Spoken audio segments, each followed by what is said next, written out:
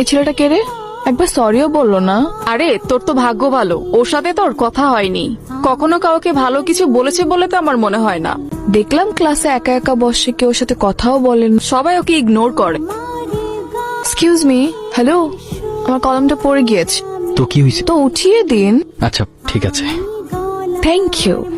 ভালো থাকবেন আপু, আসি। এখানে থাকলে হয়তো কলম উঠাতে উঠাতে আমার পড়াশোনা আর হবে না। কাদা নাকি আমি? আপু? হ্যালো, আসসালামু আলাইকুম। কে? আমি তা তো জানি, কিন্তু কে আপনি? আমার পরিচয় জেনে আপনার কি হবে? আপনি আপনার পছন্দ মতো আমাকে একটা নাম দিয়ে দিন না।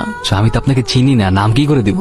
চেনেন না চিনে যাবেন, কথা বলতে থাকেন, আস্তে আস্তে এমনিই চিনে যাবেন। আপনি মেবি আমার ভার্সিটির কেউ, রাইট? যদি বলি হ্যাঁ। তা আপনি যদি আমার ভার্সিটির কেউ হয়ে থাকেন, তাহলে তো আপনাকে খুঁজে বের করে আমার বাম হাতের খেল। ওকে, তাহলে ডিল ডান। দেখি, খুঁজে বের করুন। বাবা ডেকেছো?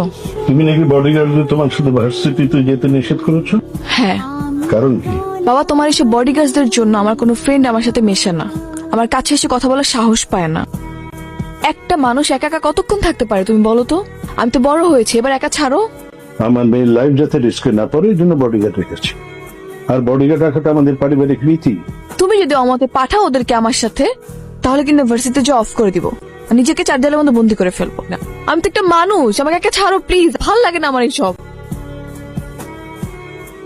রাত বেরোতে তো আপনার হাসাহাসি শব্দে ঘুমানোই যায় না।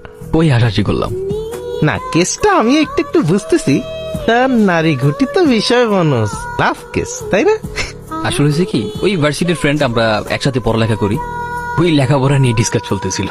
ও আচ্ছা, লেখাপড়ার বিষয়ের কথা। না, এটা ভালো, তবে প্রেম ভালোবাসা কিন্তু ভালো না। কোথায় তুমি? আমি তোমার কথা মতো ইউনিভার্সিটির পিছনে যে পার্কটা আছে না, সেখানে চলে আসছি। আজকে ওকে দেখা হবে না আমাদের? হ্যাঁ আসবো তো, কিন্তু আগে দেখি তুমি তোমার বুদ্ধি দিয়ে আমাকে খুঁজে বের করতে পারো কিনা। যদি বের করতে পারো তাহলে তো দেখা হয়েই যাবে, আর যদি না পারো তাহলে তোমার কপাল খারাপ।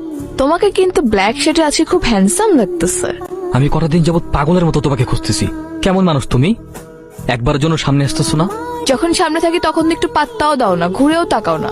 এখনো তো কি? হ্যাঁ, আমি যদি সত্যি সত্যি তোমাকে চিনতাম, তাহলে তোমার উপর থেকে আমার চোখ কখনোই সরাতাম না। তোর এই অপমান আমি কোনোভাবে নিতে পারতেছি না, বুঝছস? তুই মায়ের খেয়ে ফিরে আসছিস।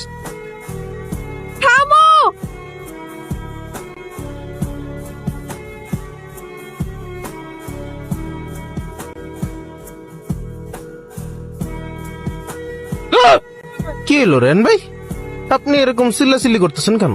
আপনি কি ভূত দেখছেন নাকি? ওয়াশরুমে তো কিছুই নাই।